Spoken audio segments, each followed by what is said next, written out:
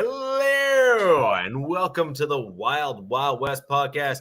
My name is Richie Ritchie of the MHRT Network, and yes, I am not in the normal studio where I normally broadcast from.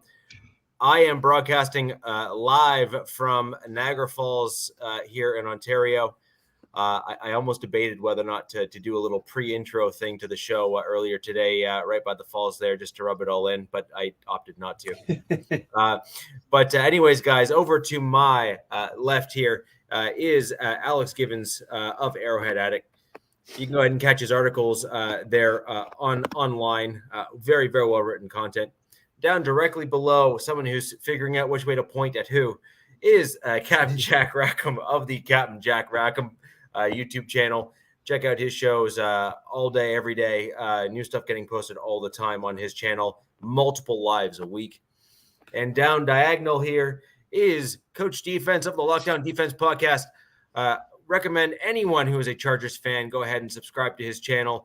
And for anybody fan of NFL or NBA content, go ahead and subscribe.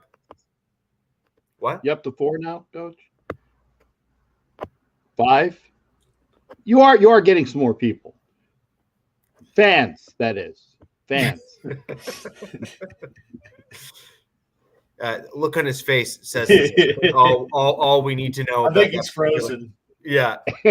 No, that ain't frozen. That's the FU what you talk about, Captain face. What you talk about, Captain? Good evening. Yeah. So anyways, guys, we got a great show for you tonight. Primary purpose, we're going to be breaking down preseason game 2, give you our thoughts on it, some things that came of each of the games. Obviously, some news for each of our teams in terms of coming out of preseason game, both injuries and all that sort of thing. But we'll go ahead and kick things off over there with Alex. Give us a breakdown of the Chiefs. So, Alex, I'll throw over to you. All right, yeah. I'd say overall, definitely a much better team outing. One, because they won, and they won 38-10. Albeit the Arizona Cardinals. I don't know why, who might be the worst team in the league. I don't know. Certainly looking that way. But in terms of 3 things that went right, I'd say based off the score, I mean, I think all 3 things I listed were in terms of the offensive side of the ball. But I mean, when you score 38 points, and they didn't really, I mean, only gave up 10 points on defense, but didn't really do a whole lot in terms of creating disruptive plays or anything like that. I thought most of the promising things came from the offensive side. Number one big thing, I'd say the number one first team unit definitely looked a lot better and more polished, more in tune and in rhythm in terms of, every position group out there. Compared to the first game, didn't put as much points on the board as I would hope, but preseason, guys aren't going to be taking as much risk in terms of moving the ball as they probably would, in a regular season game, but at least capped off the final first team drive with the touchdown on, I think it was 10-play, 95-yard drive. So, I mean, that's definitely something to hang the hat on. And then kind of piggybacking off of what even said last week, I thought Rashid Rice, in terms of signaling out one wide receiver player compared to the whole group, I thought Rashid Rice, the 2nd-round draft pick this year, certainly took a huge step forward in terms of showcasing his upside and just how he's finding a role in this offense.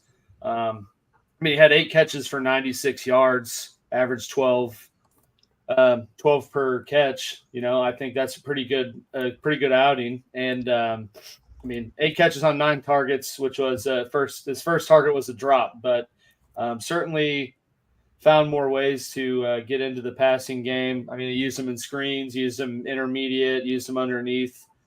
So going to be excited to see how he kind of fits into the mold once they put more effort into the number one unit. And then Lastly, in terms of what went right, I thought the offensive line, definitely the first team offensive line. I know I mentioned that kind of being an issue last week. I thought played a lot better and a lot more in sync with each other.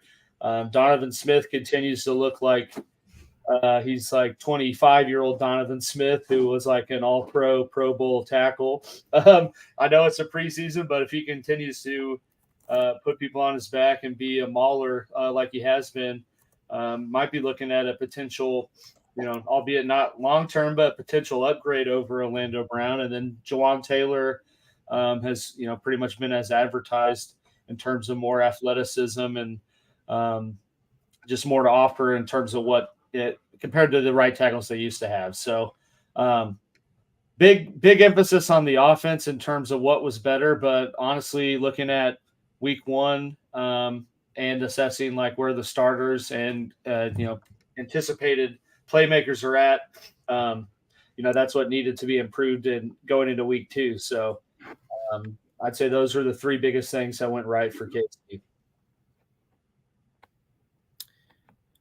That's awesome. Okay. I mean, so that the good news is you're seeing progress as a team, which is what you want to see in some of those areas that you were talking about last week, right? So in fact, it's even better that you took something that needed to be worked on from last week and you saw you kind of moved it to the other column. You're like, hey, that was, that's you want. I thought I wrote it all out and was like, damn, I had to pull up my like Word doc from last week. And I was like, oh yeah, I put all these in the what went wrong. So yeah. But that's why I felt the need to preface it was the Arizona Cardinals / Chargers, whatever they are, pretty bad team and bad fields. So, I take issue with this you messing up the name thing because in one hand you said Arizona, that's a good Freudian slip. On one hand, you're saying that the Cardinals like the worst team in the league, but you keep confusing with the Chargers. I think that's a slight there. It's in there somewhere. I don't know how to feel about that. It's just me trying to save face. I don't know where my mind was at, but I meant Cardinals. I would not disgrace the Chargers like that. Yeah, you would. I can't. Yeah. You can't put. I mean, I would, but you can't put them in the same boat as the Cardinals. That's just. Yeah, I expect that kind of behavior from Captain. Yeah, I expect that kind of behavior from Captain. I sound like an Earth is flatter or something, sticking with that. Hey, you're taking my shtick, smug. Stick to your own smug. Okay, it's my job on this. I'll do what I want. All right. Belittle the garglers. Okay, when you're the champ, you can do whatever you want. Stay in your lane, kid. Stay in your lane. Damn it! I gotta throw some rules here. And y'all arguing over who can bash the Chargers the best. This is why do I sign up for this shit? I don't get it. I don't understand. Why do I show up? Just a beast. I call a beast. I'll let the record reflect that was a mistake on my part and not a slight to the Chargers. Would I report these guys? I just want to know. Just tell me where I can report these guys. Can I file a work complaint? Can I file HR report? I need something. We might. That's not work environment. There was this MHRT. Where's Mad Dog when I need him? I know. You basically just got the classic. I walk to school uphill both ways. No, get off my front lawn. That was all of that rolled into that one shtick that we just. And that's me. You're doing me. Stay in your friggin' lane. Oh no, I was paraphrasing you. Damn it! I'm the old guy here. I don't got any lanes. I'm all over the road. So I'm gonna throw over you to Captain since you clearly have much to say. No, I don't have shit to say. I still want to coach's cuss words. You got a new guy, yeah. So what do you got? What do you have to say about the Raiders? How you guys played? Your three things that you did well. Actually, I was kind of hard to. I wanted to sound redundant because this is we did well. I mean, it's preseason. But I'm very happy with what we are showing in preseason. The one thing that I saw that we did well, maybe this is kind of like an overall afterthought, is that according to, and I just read I didn't get a chance to see the whole interview, but the team is buying in to all the concepts, okay?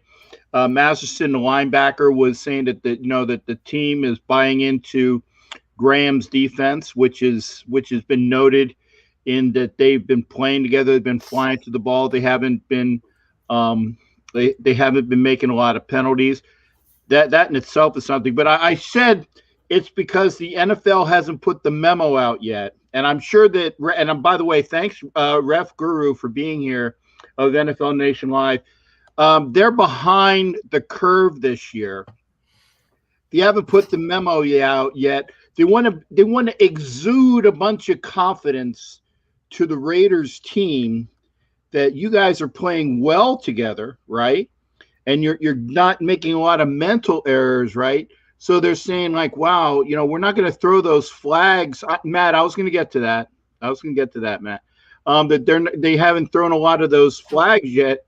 So it's like, wow, they're trying to obfuscate. There's another big word for all you little boys and girls out there. Obfuscate the fact that in the regular season, those yellow flags are going to be thrown about as fast as liquor at a southern. I won't get racial. A Southern California party amongst Raider fans. I'm just going to go there. There's going to be liquor thrown and beer bottles and beer, and that takes care of all Raider Nation in a big fight of things. Those yellow flags are going to be thrown out there. So that's one good thing, or that's kind of a couple good things. The offensive line has played well together, and that includes the fact that they were saying that the ones haven't played well. That's not entirely true. Colton Miller has been left out of the games, and James took like a series, but the line is still kind of in flux. Parham didn't play because he was injured from the game before, and why play somebody that is actually going to make the team? And so that's one good thing, is that they're not having stupid things for people that they can't afford to lose. Jimmy G Spot, I'll go with the prevailing winds of all the people that are there. He played a series and he looked decent. He was under pressure. He was either 4 for 4 or 4 for 5. He was right on his passes, even standing in the face of a rush. And he got in and he got out, just like you're supposed to do, baby. Get in and get out. You know what I'm talking about, you audience there. You got it.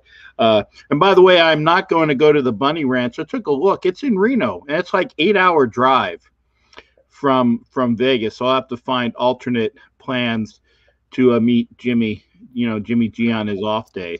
So I'll have to do something else. But that's a second good thing. The third good thing is that they actually they're continuing to do turnovers, and unlike last week when they were about 2 yards shy, Polamalu, who's playing very well and might not even make the team. That's another thing. There's guys that are playing well that they might not make the team. Okay, he finally got a pick six, so that the defense came and actually did in fact score. Last week they were this close to scoring, but they set up a score, but they actually went and got some points as a defense, which was good. That's good things there. So I like what I see overall, and the fan base actually, again, we're a bunch of people from Missouri. Show me. See, I threw some back at you, Alex. There we go. Okay. Show me for real, and we see it during the preseason, because it said that, hey, Raiders were 4-0 last preseason and they're 2-0 this preseason. So they're winning the preseason both years. Does not necessarily equate to what happens on the field afterwards. But I honestly, and this is true, I have a better feel in year 2 that all of the players are buying in to McDaniels and Graham. They're playing like it. And, the cancers that have plagued the team, as was also up in some of the comments as well, Jameis Winston is playing so well down in Nolans that they're actually calling for him to be the starting quarterback. and there was the case of the. I know. Come on, Coach. I know. Derek Carr just went out there and roasted. The Chiefs like in his first drive. one series. Well, yeah, Jameis Winston is going to throw 40 interceptions. He might throw for 6,000 yards, but I didn't mention that other guy's name, but I'm just saying that there's quarterback controversy in New Orleans already. Okay, let's see. What was my other point of it? Oh yeah, the Raiders are 6-0 in the preseason to date. 6-0, but we need to see if that actually equates. I mean, the Ravens are 25-0 the last several years until Monday night. Yeah, Commanders said, nah. Yeah, did they lose or whatever? Yeah. Oh, okay. Well, they were. I don't keep up on trivial teams, but they were undefeated for the last several years in preseason. But there you go. So that's some good things for the Raiders fans to contemplate. Is that O'Connell looks pretty solid though. Yeah, well, I mean that's a given. That's a given. But I'm actually going to use the positive there.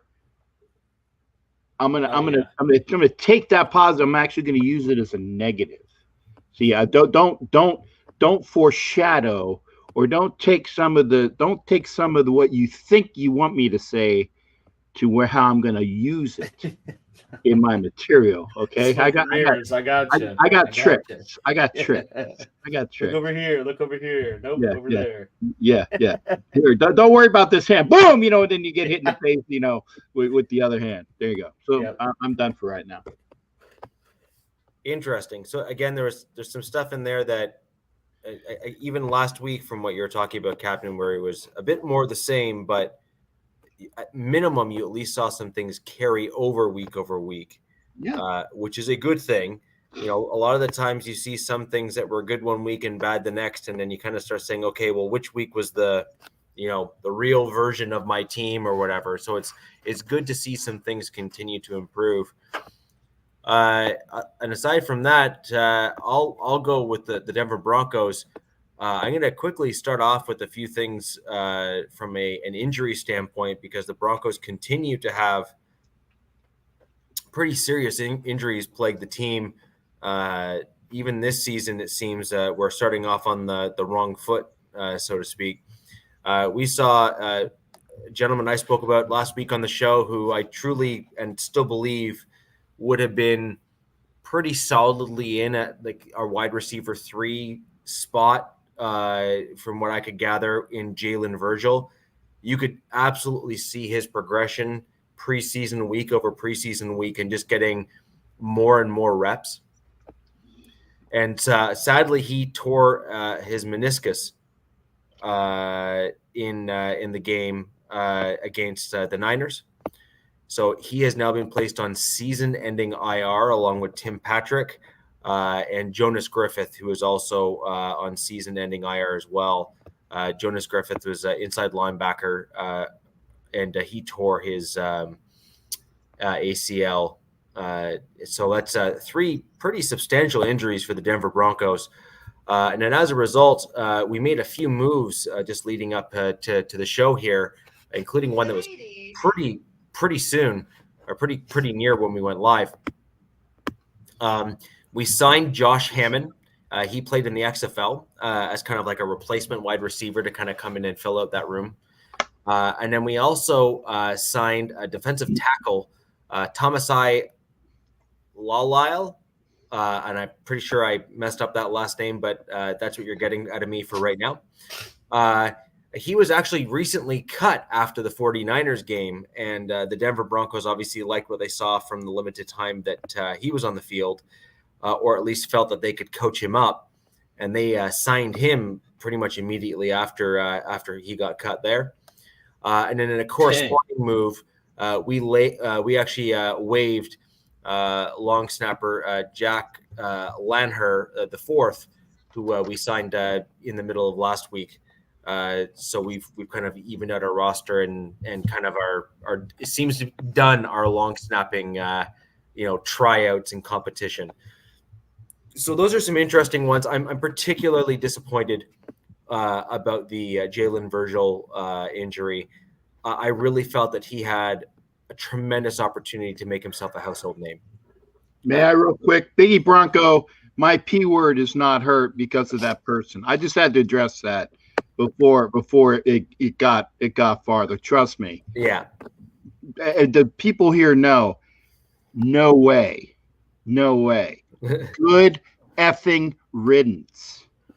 Why? Do not let the door hit you on the way out, you effing cancer. I'm trying to keep it clean. So oddly enough, I'm actually probably a bigger Derek Carr fan than Captain is, and he knows this. We have obviously spoken about this, a fair amount of time. So I actually like Derek Carr. I think he's a pretty solid quarterback at the NFL level. And I agree. And I think that he's no David Carr though. You're right. He's better. Well, I think we can all agree that David Carr just wears a little too much hair product to be a good quarterback anyway. And let's put it this way: when he does this to his head, it actually makes a noise, and that's problematic. I'm not spreading nothing. I'm just reading headlines and letting folks know, Biggie. It's what we do on this show. Blow it out your Bronco ass. By the way, thank you for being here. Whoa. Blow it out your Bronco. Whoa. Let's not just attack people now. In fairness, there has been multiple reports from multiple different sources that in New Orleans there is, a portion at least of their fan base that is basically doing what every fair weather fan base does, which is stir. No, it's not stirring. No, I'm just saying we saw the backup guy come in. We thought he looked so good. Maybe he's better than the starter. Yeah, but I mean, there's some quarterbacks that never do that too. Like, I mean, Blaine Gabbert or Shane Buechele goes out and lights it up. No one's going to say they need to play him over Mahomes, No. Or if Max Dugan or Easton Stick goes out, it's not going to be like, should we start him over Herbert? Nobody's clamoring for either one of those guys over Justin Herbert. Let's just cut the ball out. Nah. Mm-hmm. But I mean, Jameson. You've seen Jameson, though. Jameson was a starter at one point. You've seen that already. So why all of a sudden when you bring Derek Carr and you want to start a controversy? That doesn't make no sense to me. You've seen what he is and what he isn't. I'm not a Carr hater. I gave him 9 years. I stuck by him. I stuck by him through thick and thin. I really treat it like relationships. Like when you break up, boy. Yeah, I'm done. It's rolling up. I don't care what's going on over there. I'm not a Carr hater. Mike, don't say that. That's not true. And this guy knows I stuck by him thick and thin, and said, well, he needs this, and he doesn't play defense, and he doesn't whatever. And I excused his ass again and again and again. And I just finally hit the end of the rope, like most people said. Bye. Especially attitude-wise, I've definitely been a hater for a bit. I apologize, guys. I just need to address again. Yes, I'm cranky. I woke up from a nap this way too, so that's another. Yes is spelled Y-E-S. It's not U-E-S. I'm just got so anyways, for you and not me. So. We're going to be moving on to the three things that the Broncos did well. I want to give a bit of a breakdown in terms of the injuries there for the Denver Broncos. Just because I think that's important that kind of people know who is now there versus who's not. Now on the flip side, guys, if you're watching on Twitter, thank you. But if you'd like to have your comments read, please flip over to either Facebook or YouTube. Unfortunately, the Twitter comments do not flow through to us live here, so we can't post them on screen. So if you don't want to ask questions or comment or tell any one of us how much you either like or hate us, you need to go do that on one of the other platforms. So please join us over on Facebook or YouTube. And again, hit those like and share buttons to get more people here on the show. It really does help the algorithm get more people in whenever we go live, and more people that are fans, just like all of us, will get notifications when the show goes live, and we can start growing out the audience. So on that note, Here's 3 things that I think the Broncos did well or went well for the Broncos. One, I will have to compliment Russell Wilson. He looked better in that game than he has for quite some time now. You saw him make some snap decisions and kind of run for it, kind of the old Russ, if you will, in terms of some of the stuff you saw from him there. You saw him make a few more decisive throws. You saw him getting into a better rhythm with some of his wide receivers. Just all around better play, which is good. Now, he made some mistakes, so I'm not going to fully excuse him for, some of the nonsense that I saw him pull as well. But again, progress. We are seeing marked and incremental progress there, which for someone who's making his kind of money, we really should be seeing more of it faster. But he played much better than he has in quite some time. Number 2 is our interior line in particular on the defensive side of the ball played much better than they did the game prior. We saw better run stopping. We saw better pressure up the middle. And the stats seemingly showed that as well. We saw less guys get stood up, more stops of the run when they're running up the middle. Pretty much all good things with the exception of a few of the hold the line moments. They seem to kind of struggle a little bit, but generally speaking, major step forward on standard run plays for our interior defensive line. You needed a Toto drop on that one. Hold the line. Da-na-na-na. Love isn't always on time. I'm sorry. I'm not going to lie. That's one song I don't know. The Toto? No. Toto? No. Yeah. One song I don't know. Coach, save me here. Don't know it. Oh. God. I know it, but and then I'll say that the other one, the other one that I really thought we saw some marked improvements on overall was we saw major progress in some of our inside linebacking play, particularly in the kind of the backups. So the starters looked pretty decent the last 2 games.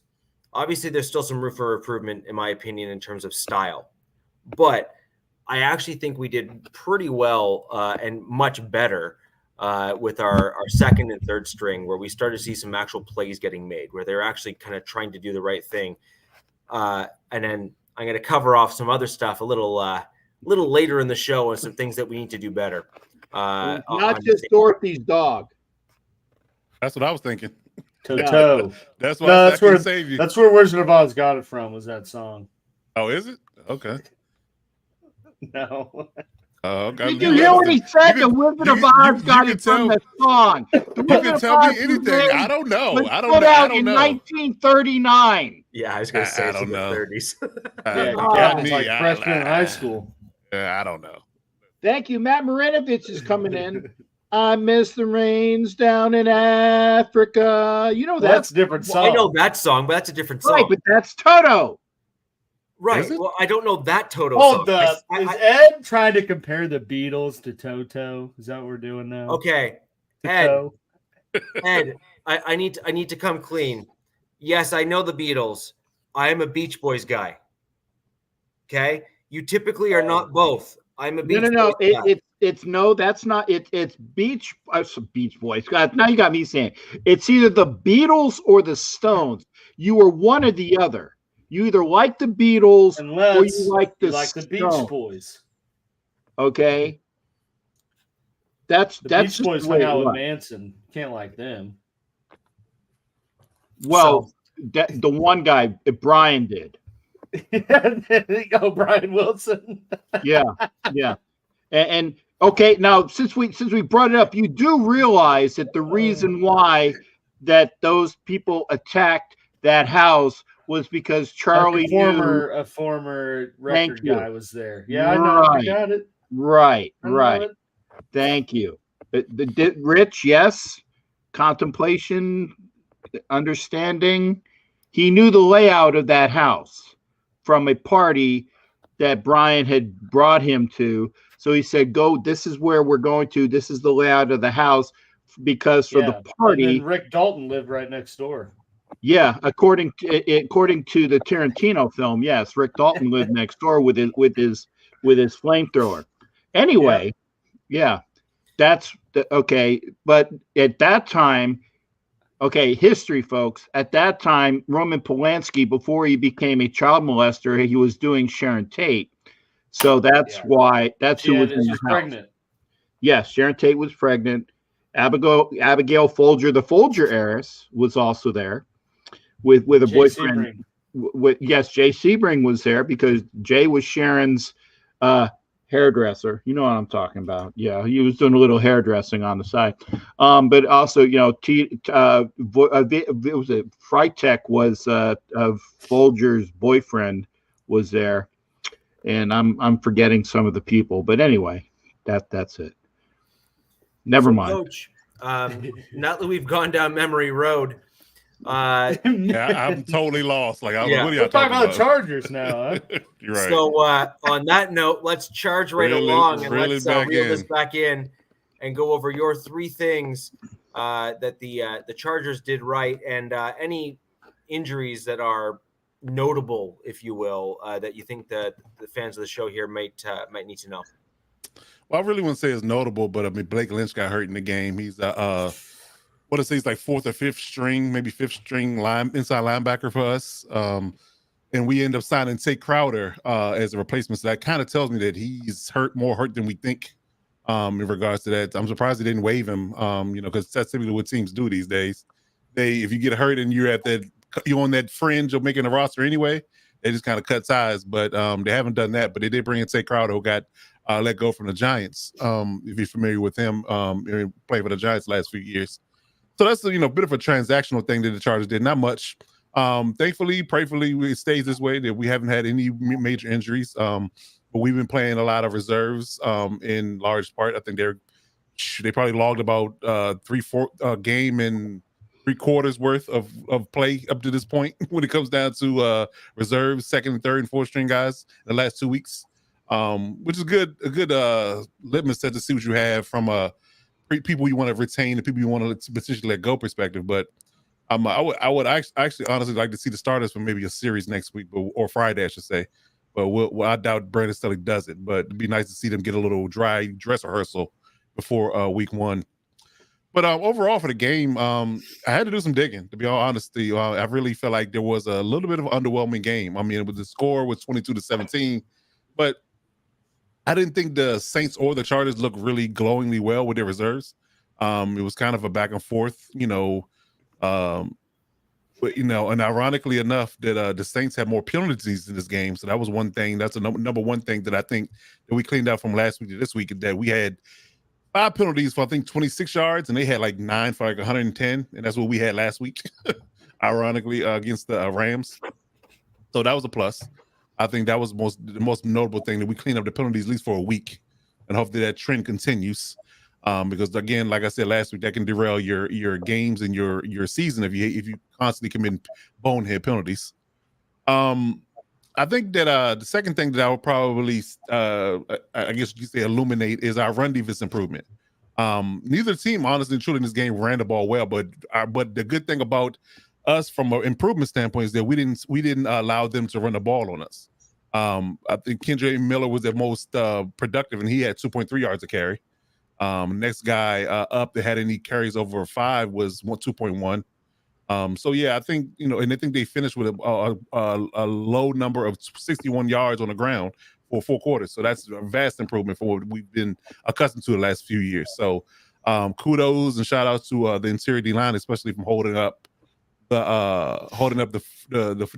gate and allowing our guys to make plays.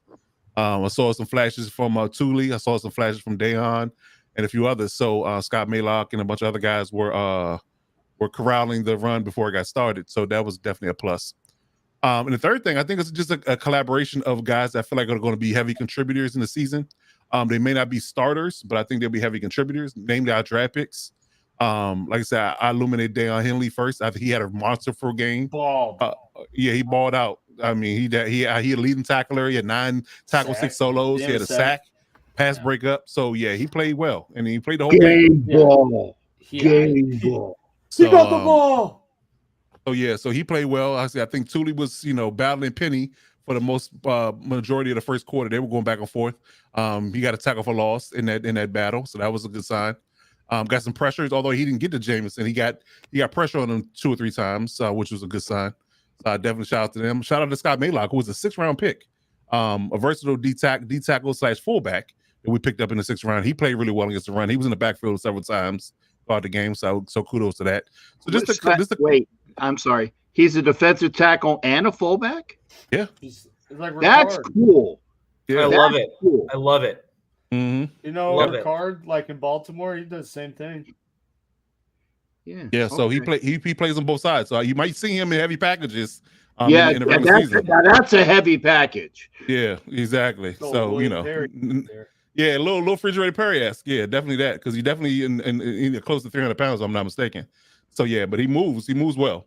So definitely like to see that, and I think that I think him, Dayon, and I think Tuli's all gonna play roles in this defense, especially going through the season. 300. Yeah, exactly. And again, he catches touchdowns. So that means you look him up on YouTube. He has several. Like an angry Irishman. He is. Goes home and beats his wife after. Well, I ain't going that far. I'm not putting that on. Wasn't Bronco talking about the guy that he looks like the dude that went viral for that song Biggie was talking about at the beginning of the show? Huge red beard. Yep. So, but yeah, him out. I think that he's going to be a player for us. I think he's got a chip on the shoulder. He's been highly underrated for most of his career, so I think he's going to play well for us. And we need it. Like I said, that defensive interior D line was a problem last year. So if he can add to that room and be good out against the run for sure, I believe that's going to be a good pickup. And overall, I like the way our secondary played. Again, we're not, between Jake Hayner and Winston, they passed for 278, but I think they played well overall. Quite a few pass breakers by Dane Leonard and Jaseel Taylor, and even J.C. Woods played well. He did miss one tackle that was pretty bad. He got him a large gain in the second quarter, but outside of that, he played well. He was flying around the ball. He tackled well outside of that one miss he had. So yeah, I think the young guys are coming along, and I think them getting this valuable game experience in the preseason is really helping improve their confidence. So I'm liking what I'm seeing. One question for you, Coach. Do you think that your run defense improvement is because the Rams are a weaker team this season than they have been in the past? Oh, we played the Saints this last week. Sorry, the Saints. Do you think that, I mean, their offensive line is good, but they do have a couple issues there. Do you think that that's actual improvement, or do you think it was just the matchups? No, I think it was improvement. I really think it was improvement because I saw pretty sound technique and pretty decent. I'm gonna pause before I say this, but good penetration into the backfield. So, so I think it was really good. Always got to penetrate. So I would say it was definitely a good sign when it comes down to them actually playing well up front. Like I said, they lived in the backfield a lot. Living in the backfield and penetration, baby. See, that's why I said that, because I knew you're gonna take it there. It wasn't quite a few drops. I mean, but again, that's why they play defensive back, right? You can't expect them to catch it like a wide receiver. I mean, it is what it is. If it catches a blessing, they knock it down. That's what we want. That's what we want. As a defensive coach, you tell them knock it down first, so they can catch it good. But best if you do nothing else, knock it down if you get your hands on it. Yeah. So that's where you live when you play defensive back. So no. Yeah. Well, I mean, you even saw in the Broncos game there versus the Niners with a batted ball that the guy batted at the line. Oh, that was crazy. Batted towards the other lineman. Yeah, that was crazy. Like that was great. Yeah, that was good. That was fantastic. Good. Like that's just a heads up play. It is. It was just an absolute heads up play, right? Yeah, I agree. He aimed that batted ball towards his teammate. Yeah, and that's rare. Most people don't do that. Yeah. You're just happy to get a hand on the ball. Yeah. So I mean, to kind of to your point, Coach, it's good to see that you guys are making some marked improvements, because I think it makes for better football, right? Like if you have an opponent that you go up against that just has just such a glaring weakness, and you just expose it every other play, right? It doesn't really make for that interesting of a game of football, because it's just it's completely lopsided and one-sided, and then they have to change how they play the game, and then it just really kind of spirals out of control from there, right? So it's always good to see some progress being made where it needs to be made. Yeah, it's not a I guess you can say a glamorous watch, right? But Right. And if you're a Preseason football, though. Correct. And if you're a football Never. purist, you understand that your role players and your second and third string playing well and gaining confidence is going to bode well for your team. Because when the starters need to come out and need a blow, tired or whatever it may be, you're never concerned about a drop off to a high degree because they have that battle tested experience. Right. So so I definitely appreciate the fact that at least if they're going to go with the idea of playing the backups the entirety of the game, at least they're making plays. Yeah, exactly. Guys, before we kick over to the next segment there, I do want to bring up KB82's question that he brought up earlier. So I just want to thank him for joining the show, coming in. Has some affiliates with Mile High Huddle, one of the larger Broncos podcasts out there as well. His question is, if we were to go to one road game with our team on the road, which game would we pick? And I'm gonna add a caveat into his question, and let's assume it's this season. Okay. Yeah, I was going to say, that's what I was curious about. Let's assume it's this season. Yeah, I'm sorry I was muted, but you actually picked up on what I was saying. Are we're talking this year? Let's assume it's 20. Let's assume it's this year. Okay. So Alex, what about you? Part of me would like to say the Jets game in New York, just because I think that'd be cool. But you want to go there, dude. I'd say the one I want to go to the most likely be the last one on the calendar, the Chargers Chiefs in SoFi, because that's probably going to be for some sort of implication on playoff seeding or AFC West title. I don't know, but probably going to be a pretty important game. TBD right now, so most likely be Sunday Night Football in LA, which would be fun. Smug. Coach, what about you? Looking at our away games, all of them are from a away perspective, because when you look at away games, you look at it in the totality, right? Like you got to pick one. So I have to say the Vegas game on the 14th of December. Vegas in December, I'm with that because I don't want to go to boring New York or Jersey. I don't want to go to boring Tennessee. I don't want to definitely don't want to go to New England. Definitely want a cold Green Bay.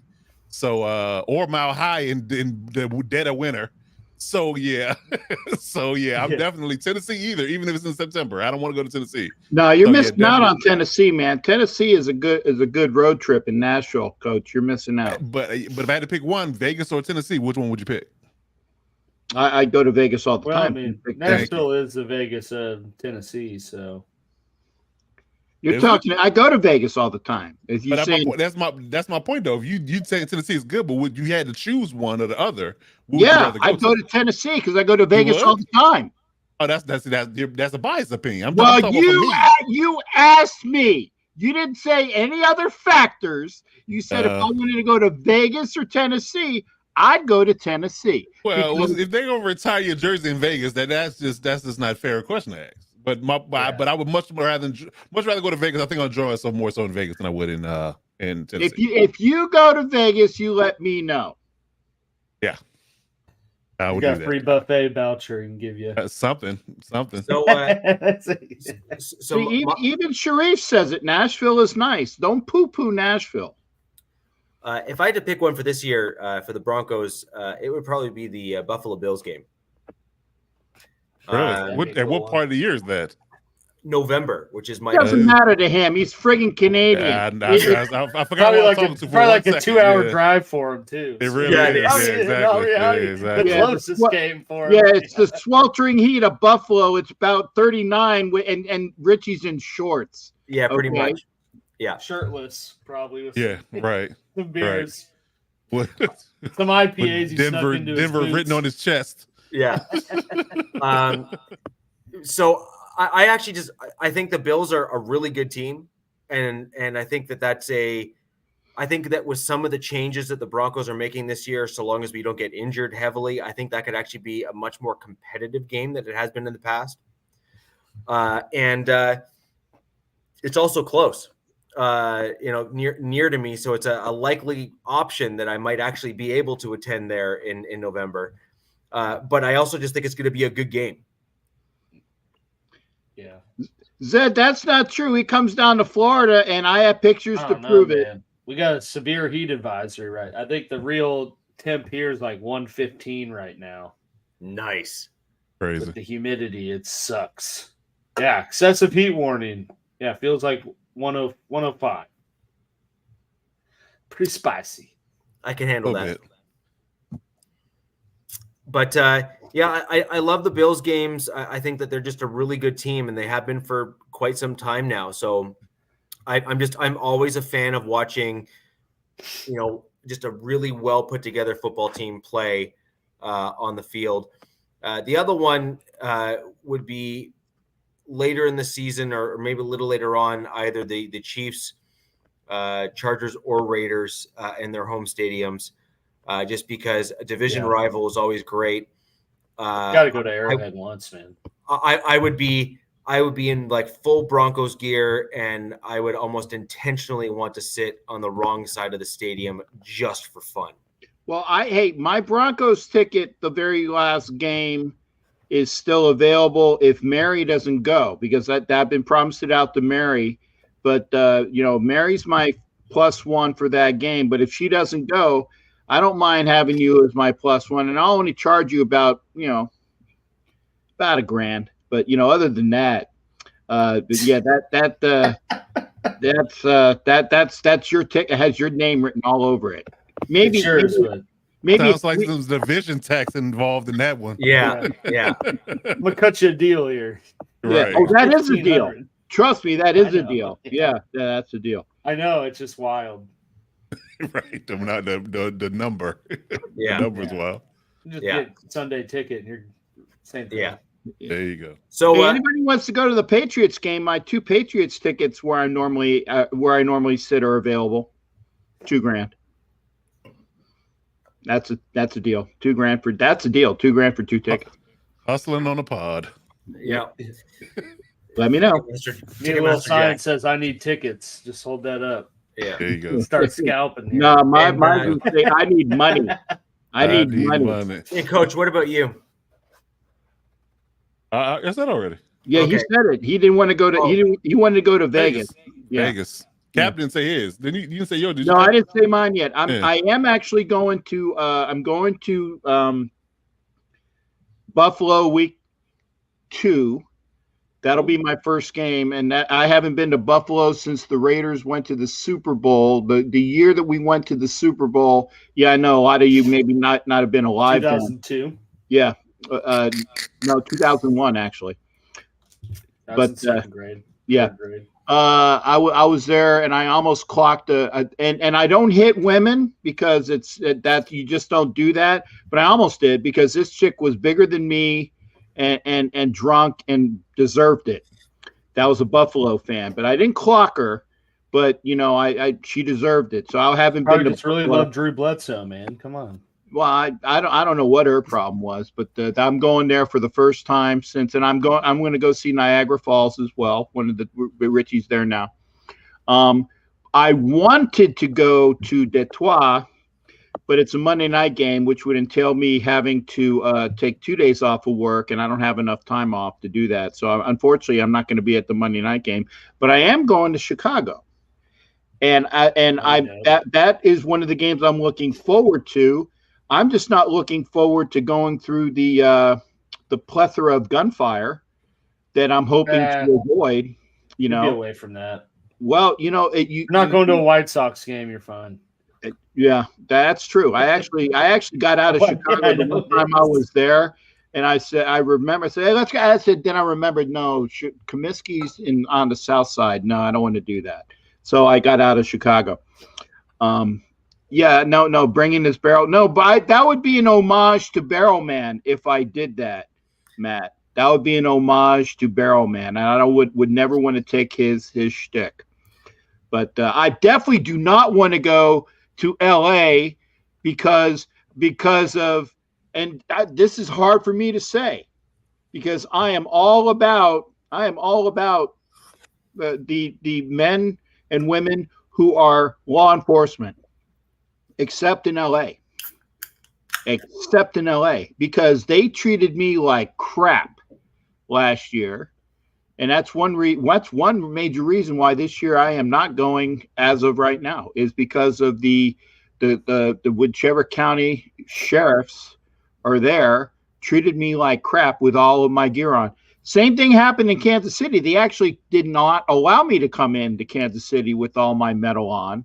But this year, even though it's on Christmas, I don't have to worry about that because I'm going to have my big coat on. So I'm not going to have all my metal on, because I'm just going to try to keep warm for the Christmas game. Or same thing would have applied, Kansas City's fun. But the LA sheriffs were arseholes. And again, this is somebody that is very up on law enforcement. So what would the temps be there in December? In Kansas City? Yeah. Balls pretty cold. Balls cold. Yeah. I've been to a December game where it's like negative 5 or 10 with the wind chill, and they lost that's not bad. 6-3 to the Titans. So yeah, that's not bad. It's balls cold. That'd Remember, anything below 60 is cold for me. No, that's fine, but that's not so bad. That's manageable. Yeah, I mean, until you're standing there. You find playing. Yeah, that's the thing. Standing still. When you're moving around is one thing, but standing still is a BIT. You got those hot hands ready. Yeah. No, that I would say too, though, I forgot in terms of the Chiefs that they play in Germany this year, so that might have to be one too to consider. Oh, that'd be cool. Because they're playing the Dolphins in Germany. It's like Dolphins are a good team, though. Yeah, they are. Oh, I'm going there too, and thank God it's not balls hot. It's going to be in November this year. So, and Sinister, good to see you, brother. Thank you. Yeah. Thank you. Good. Welcome to Sinister to Trucker. Thank you. Thank you. Appreciate you. So, guys, let's keep things moving along, and let's go into we're going to go do two things that each of our teams needed to do better in this past game. I'm going to throw over to you, Coach, to start things off for your Chargers. Well, what went wrong? First and foremost, we didn't run the ball well. He go from running the ball extremely well against the Rams to totally not running the ball well against the Saints. Again, the differences and the talent is different, but again, schematically and just an overall effort in the run game this week was bad. I think that I guess you can say it's not a good sign when your quarterback is the leading rusher, right? I mean, ask the Bills how that worked out for you, right? Easton Stick had 69 yards, and because he was running for his life a lot of times. It's mainly why, maybe why he led the team in rushing. But outside of that, it wasn't outside of maybe one Isaiah Spiller run, it wasn't, and that was on the draw. It wasn't pretty from a run perspective. I think that was the most glaring thing, the fact that we wouldn't run the ball well. And honestly, truly, we didn't pass the ball well either. I mean, a lot of yards by Easton because he played the whole game, but he had 2 picks. That was another issue. Just getting the ball out and targeting receivers properly. I'm trying to be nice, but I'm not a fan of Easton Stick as a backup. I'd much rather have seen Duggan play a little bit in regards to see what he can do. I think he has a little more juice when it comes down to his arm talent and things of that nature. So maybe Stale will give him the reins for this last preseason game and for the whole game because that was going to be my question. Yeah, I think he might, both the one game tryout. Yeah, right. Kind of like they did with the Titans. If they gave Malik Willis the one game, they probably won't give Will Levis the next one. So it was probably what's going to happen, but we'll see. Because I was very curious why he didn't get any time. But again, if you're going to split the games between the two, then that's what we got. But yeah, I would like to have seen them run the ball better. I guess just overall the offense just was stagnant. Largely due to the fact that Easton just wouldn't get the ball out on time. He was pressured a lot because he was holding the ball. I think it was ran hand in hand. So I guess that could be a 1B, the pass protection. And tackling in the secondary in the early part of the game, the first and second quarter needed some improvement. They got it together later on in the game. I see a lot of missed tackles at the end. But at the beginning of the game, the tackling was pretty bad. It was pretty bad. I mean, in comparison, they corralled him. They did more of a gang affiliated effort. When they were more gang tackling in the second half. It wasn't just one man to the ball trying to make the play in a lot of spaces. So that was an improvement over the course of the game. But early on, they were blowing a lot of tackles. So I was a little concerned about that. So are we doing 2 or 3? We're doing 2 or 3? We can do 3 if you have a third. Okay. I think the third thing is just the inconsistency of pass rush. I think that was the most glaring thing that I think there was a switch from last week to this week. We were in the backfield, on down after down last week, and we just couldn't seem to get there this week. So we only had a 1 sack in total, and there was a half a sack between Carlos Kemp and Deion Henley because Deion blitzed. So we had to generate pressure by blitzing. We couldn't get there with our standard force. So I think that was a thing that didn't go so well from last week to this week. So those are my 3.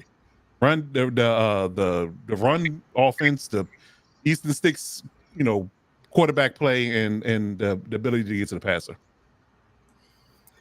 Do you think that could? Let's just say that your third stringer comes out and lights the world on fire in the third preseason game. Do you actually think that? Do you think that do you think that will basically spell the end for Easton Stick on the team? And well, what I think they'll do is they will end up flipping the idea of using him as the third emergency versus him being on the roster. I think that's what's going to flip it. Yeah, I think that's what's going to do. Okay. If Max has a great game this week, then I guarantee you that's probably what they're going to do. They're going to keep him because he's on a 4-year deal because he's a draft pick. Yeah, Easton on a 1-year deal, so that just makes sense. Yeah, just do it that way. So I think that's what happens. Yeah, that's what I would like to happen. I mean, you're taking some of my flames there, Coach. But I'll digress when I get there. Yeah, taking some of my flames. And ladies and gentlemen who are joining us late, if you can go ahead and click those like buttons on all the channels for the algorithm, helps YouTube and everyone else find our show. And for those of you who don't know the others that are on the show here, depending on which channel you're watching on, the description down below, you'll find the other YouTube channels for those of us who have them. Certainly appreciate a subscribe at the very least, and go ahead and liking on those channels as well. Will certainly help. Come around to all the YouTube channels. We all got one except for him. Oh, wrong finger. Who's that? It's in the works, dude. Yeah. And I promise to pay you Tuesday. We've got a huge announcement to drop at some point. Yeah. Okay. Don't worry.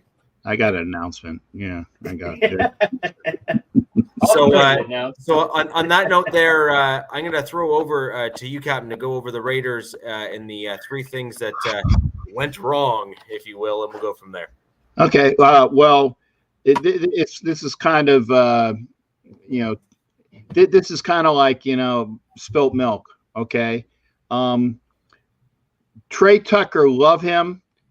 And this is going to be like a compound thing. He, the 3rd round draft pick that just blows people out of the water with his speed. So, but there was a gentleman who was drafted in 72, wore number 21, and it took him about 2 or 3 years to actually learn how to catch. Okay, his name was Cliff Branch. I am not coach. I'm telling you, don't laugh at that. It's true. It took him a couple years to learn how to catch because he could fly, but he was like Featherstone in unnecessary roughness. I know that reference. That's a good one. There you go. By the way, I watched that the other day. Don't throw it to Stonehenge. Right. But yeah, Cliff Branch ran like the 440, and that's 4.040. Okay, but how'd they time that back then, though? Is that like a motorcycle or something? Yeah, he couldn't catch. Like I said, I can run a sub 440. It takes me less than 4 months to run a 40-yard dash, but that's true. But anyway, Trey Tucker is going to be an asset, but he needs to work on his pass catching skills, and that'll come. And like I said, this spilt milk thing, he's going to make the squad. But this is kind of an addendum to that, to what is wrong. And this is good for everybody else in the league, bad for us. The wide receiver room is going to be losing at least 3 or 4 really, really good receivers because we can't keep them all. And if you go through the roster, the people that are locks are Devontae Adams, Renfro. Is Renfro a lock? I heard rumors. No. Those were a couple weeks ago. Renfro is a lock. Devontae Adams. Myers. Brain fart. Thank you. Jacoby Myers. Yes. And then it's like Trey Tucker and Carter, who has been magnificent for what he brings to special teams as well. Had a great special teams and is definitely going to be number 5. So then it's like, who's 6? And then you got between, the other, and actually this goes for everybody, the other expatriate, because they're all expatriates, okay? Except for Sims. Sims never wore Patriot gear, but Sims is going to be a casualty. And then there's like 2 other guys that are probably that could be there. Well, I think Cole's not going to make it. Cole's going to be one of those guys, but that's Dorsett? What I'm saying. No, Dorsett's going to make it because he can fly. That's going to be number 6 in my estimation because he has the speed just in case they need a speedster and the other guys aren't available. I think Philip Dorsett's going to be that 6, which is unfortunate because Cam Sims is deserving. The other kid that got the touchdown, and he's an expatriate via somebody else. And again, I apologize, gentlemen. He's going to be picked up by another team. Okay, Keelan Cole's going to be picked up by another team. So the unfortunate thing is the guys that ain't making our roster, they're not even going to make the practice squad because somebody's going to snatch their ass up because they are that good. The wide receiver room is that good this year, and you're not going to cut Trey Tucker because he just needs to learn how to catch the ball. That's the unfortunate thing. So that was kind of a convoluted thing as well. But my big number 2 special teams. I'm sorry, what? Does Dorsett play special teams? He can. Probably That's because he can, but that's the reason why you have that's the reason why Carter's making it because of his special team skills. Yeah, but if Sims though is playing special teams and is kind of at least in relative close proximity to Dorsett in terms of his play, a lot of the times that 6th, 5th, and that back end of those wide receiver rooms, special teams is why you make the roster. I understand that. So that might be a surprise if Sims is over Dorsett, but right now I think that they're leaning more towards Dorsett. But again, if it was me, I'd keep Sims because he can fly and play special teams. And play as a gunner. And his route run, and he, like I said, he can fly. He's had decent route running skills. He can actually he can be like, because he's taller as well, he can be like that kind of sort of tight end wide receiver. I'd keep Sims, but I'm not McDaniel. And this is where I get into, y'all got any blocking tight ends? I'm sorry, D-Fed, I didn't see where are the white women at? But that's a different black comedian. That Denver has about 2. Denver has at least 2 that are pretty good, and 3 that are pretty good, and 2 of them are likely not going to make the roster. Yeah. So I think that if you're looking for a team to poach some blocking tight ends that can also catch the ball, I think the back end of the Denver's tight end room we're working. I know you're not talking about Albert O though. Yeah, you're talking back end again. I just had to slide that in there. See what I did there? Back end, slide it in there. Yeah. Am I on the right podcast? I'm on fire tonight. Not this week. Yeah, I'm clearly not on the right podcast this week. I'm sorry. I must have logged into the wrong room.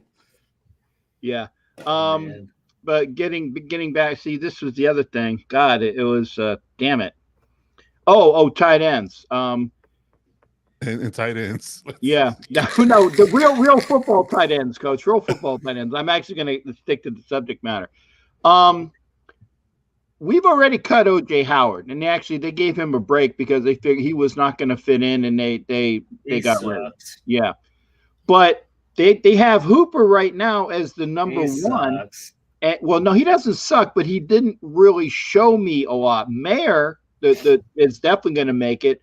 Fotheringham has played his ass off and has caught everything except the clap in Nevada.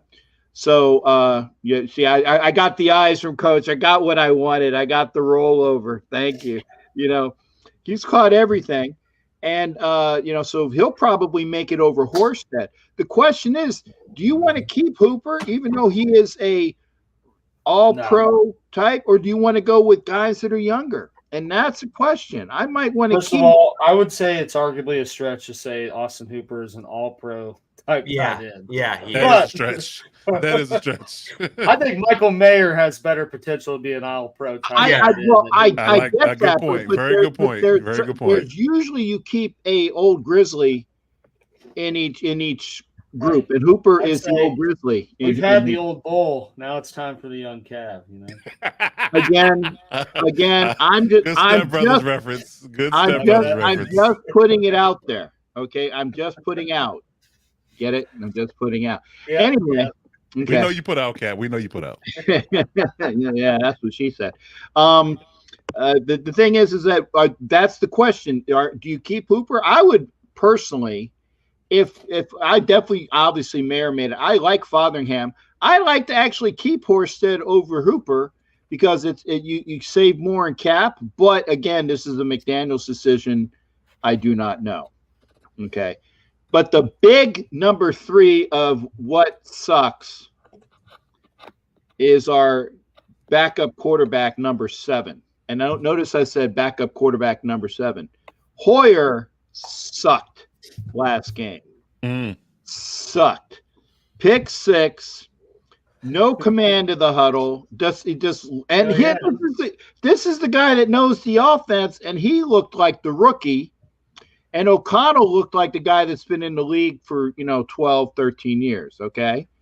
So this is what I want to do. Again, Josh, I put my phone number, but I'd have a lot of fans of other teams blow up my phone and say, hey, is your refrigerator running, or do you have Prince Walter in the can or whatever the hell that old joke was. But I would keep O'Connell, keep him as the number 2. And this is what I was kind of alluding to with what Coach was saying. Okay. And this is it. Get rid of Hoyer altogether. Okay. It's a roster spot that you can keep for somebody else. Give him a phone. If you need to have an emergency quarterback, okay, that's not on the roster, cut Hoyer, make him an assistant quarterback coach and Gatorade grabber for everybody else, and don't even take him up a roster spot, right? And God forbid something bad happens, he's not going anywhere. Sign him the next week, okay? You could put him out there in uniform and a clipboard, so it's kind of like that's Reynolds in longest yard, Yeah, that's the thing. What are we doing? I ain't giving you the ball. Yeah, if you have to have him in uniform, okay? If you have to have him in uniform, that's the only thing that's going to save him this year. Because I think O'Connell, I know has shown enough to be the number 2 quarterback. Don't even waste a roster spot with Hoyer. But again, McDaniel's probably going to keep that roster spot. He's going to have 3, and Hoyer's going to take a roster spot that maybe we could have given the Sims and Dorsett. That's the thing. And there are going to be a lot of guys this year, and unfortunately Moody might be a cut too. There's some really good guys on the offensive line that have played their ass off that are probably, if they don't make the practice squad, they're going to be grabbed by other people. And this is rare when I say the Raiders are going to get rid of people that are going to be snatched up by other teams, because the roster this year has shown that much of really, really good players that we're not going to be able to keep. So my one comment on that, and this is what I've said to your fans, Captain, and I've said it on this part as well, is Josh McDaniels in his drafting process he always drafts with specific purpose. Mm-hmm.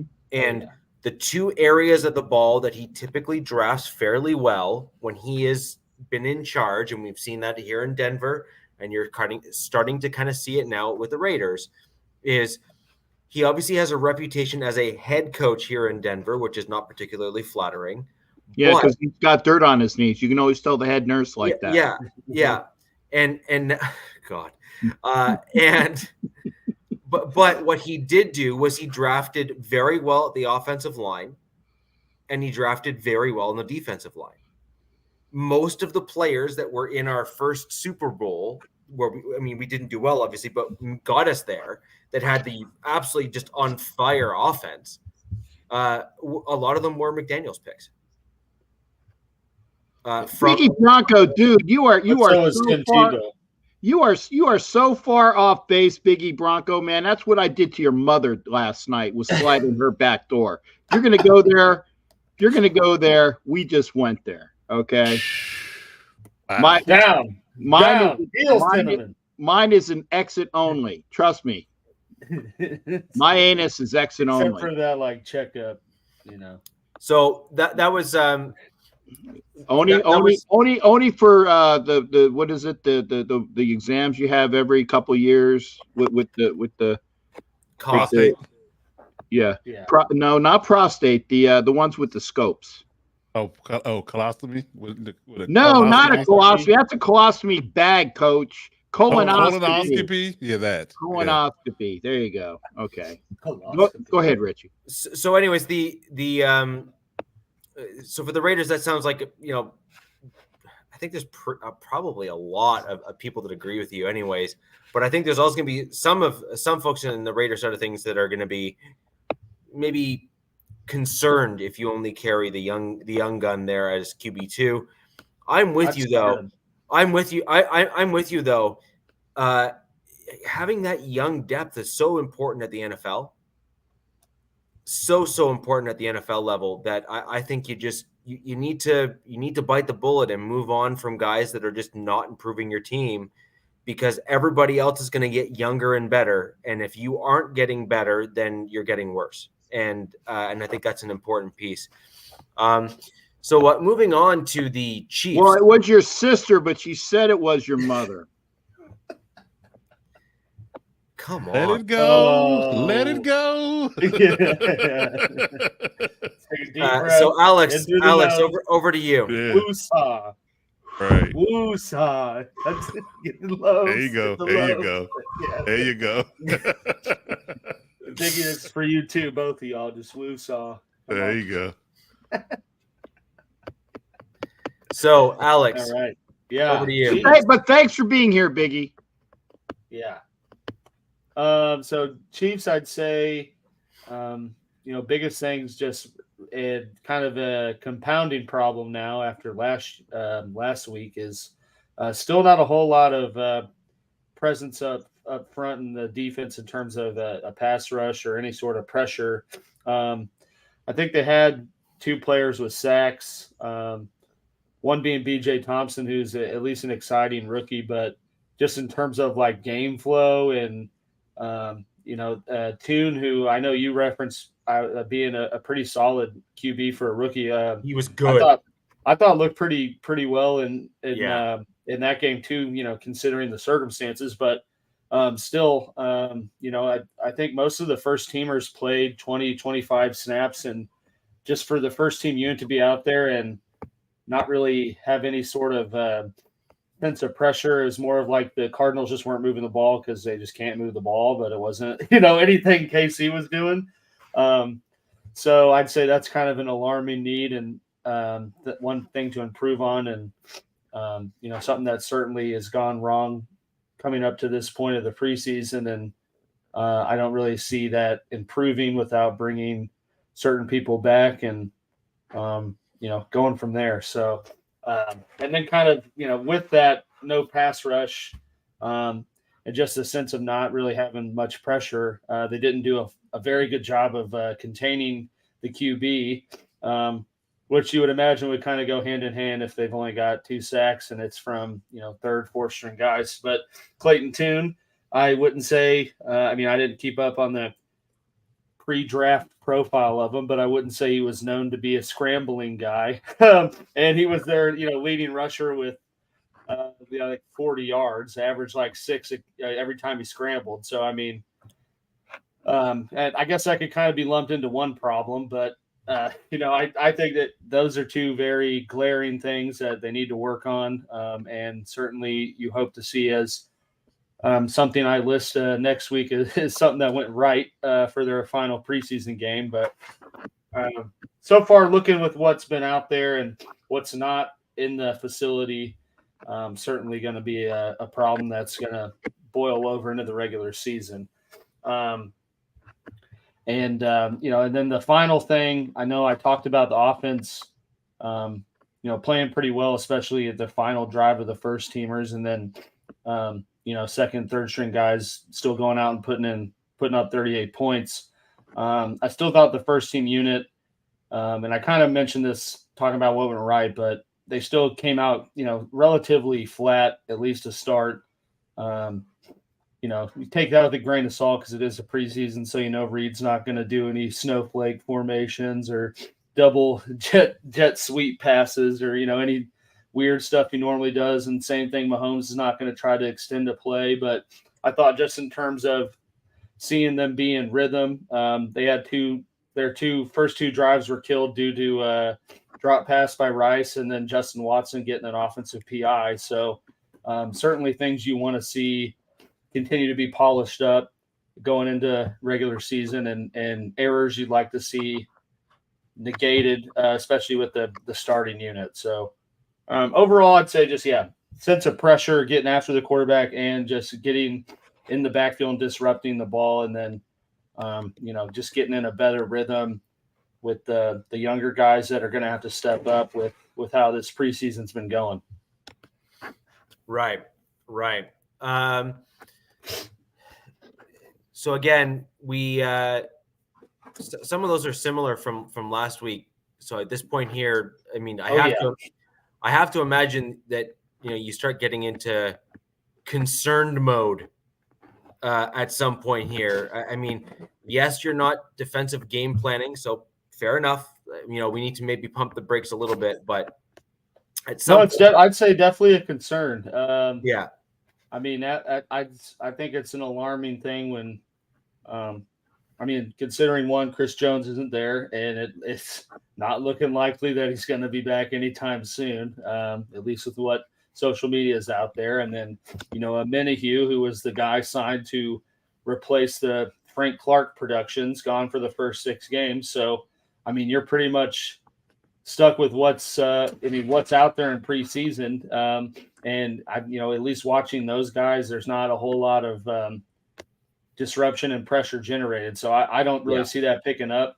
And, Felix Uzoma, first round pick, he, I think, had the most or second most snaps in terms of a defensive player and had 1 tackle. So, not great production. Yeah, not what you're looking for. And I do think that they drafted him kind of the same mindset as Karlaftis, as someone who could develop as the season goes on, but it's not going to have to, fill a void right away. But unfortunately, the way this has been shaken out, it looks like that's going to happen. And could be a case of his just getting thrown into the fire when he's not totally ready.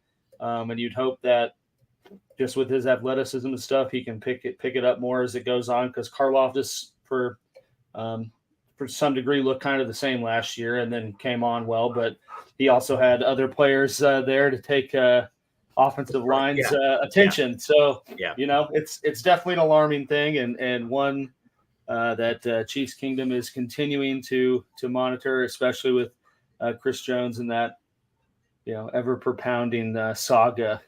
I tell you, you really just made your oats with Karlaftis and Pacheco last year. Great drafting by the Chiefs. Yeah. But at the same time, I'm a big believer of it's all okay. Stop. I'm a big believer though of it's all a rookie's success. I mean, it boils down to talent, but it's also all about the situation. And it's one thing for a rookie to go in and not kind of be able to sit in the back and absorb and develop as their mind and their abilities let them. Another thing to get drafted and we're like, okay, this is not what you did in college, but I need you to do all this now because you're our only option. And then on top of the fans and media and everyone else, it just doesn't set them up for success. So I know, if you don't know if Pacheco or Karlaftis drafted this year, if they turn out being the same type of players that they at least looked like last year. But, I say that watching Uzoma so far. But, he's had to switch a big scheme change from what he did at Kansas State. And certainly I'd say better caliber offensive lineman he has to go against in Big 12. Right. So, but you would like to see a little bit more improvement, at least in terms of stats, with playing the second most snaps, in week 2 and have the same exact stats, if not maybe a little worse than what you did in week 1. So the other thing to remember there is that means he's also going against other teams' seconds. Oh yeah, and thirds. I just didn't want to shed light on that. Well, I no, but that's really what it comes down to, right? Like, for example, if he's going against the ones for the other team and isn't doing well, but then starts to slowly start to see better production, say as the game goes on, when he's starting to go against the seconds and thirds, you can kind of forgive that a little bit, right? You can say, hey, it's kind of just it's just like a steady, and that's really what the issue is. So, guys, to keep the show moving on, I'm going to jump into the Denver Broncos and 3 things that we will say did wrong or need to do better on, depending on how you want to look at it. First and foremost, our offensive line needs to do better. There's no way of speaking politely or nicely about it. We have had major offensive line issues even into this season. Started to see Ben Powers playing a little bit better, but he still didn't play really up to where you think he would, given kind of what you think he can do in that position. We've obviously haven't really seen McGlinchey play at all because he got hurt again. And so then the question is that just going to be more of the same where he was with the Niners? Who knows? We'll see. Either way, depth is an issue across the tackle position, although Isaiah Prince has actually looked pretty good as a backup guy for us. So I have to kind of give some credit there, but he's still not at the level you need to be truly competitive within the division or in the league. Yeah, that doesn't mean he can't get there, but he's got to develop, and that takes time. Number 2, we need to stop getting hurt. Again, easier said than done, but yeah, we hear you. Like, coming from the Chargers guy, obviously, we look, it's like kindred spirits, right? It's like we both kind of know what that does to your team, and its record. You start off looking, pretty solid, or at least have, hopes and dreams. And then all of a sudden when you got, your 4th string offensive center and, the guy that was working at Wendy's yesterday is now stepping in at guard. Time. Yeah. It's like, that's a problem. The corrections officer you just signed off an open tryout. Yeah. Hey, you still got eligibility, right, Alex? You can be like Krim in Unnecessary Roughness. We gonna party. And so obviously, great movie, by the way. Great movie, by the way. Yeah. So obviously injuries are playing a huge role. Like you lose Tim Patrick, who's obviously going to be a huge contributor. Jalen Virgil was really going to be another pretty big contributor, in my opinion. Even if Patrick was still with us, I actually still think Jalen Virgil was going to be a pretty big contributor for us on the team. And then the other one that I noticed for the second week in a row was blocking on special teams for the kick returns, punt returns. Just not doing it well and relying on the shiftiness of whether it be Washington or Jaleel McLaughlin. We just really need better Sarah blocking. On the team? Pardon me? Sarah McLaughlin? I have no idea who that is. Jeez. I knew he'd bring it there, baby. Jeez. Someone tried to bring it there earlier. Who was Yeah, it? I don't Raiders. Yeah, Raider it was 07. ignored. Yeah, we It was- ignored it. it was- I tried, dude. I highlighted it too.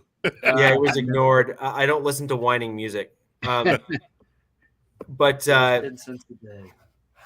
anyways, just you don't win on special teams with that type of play.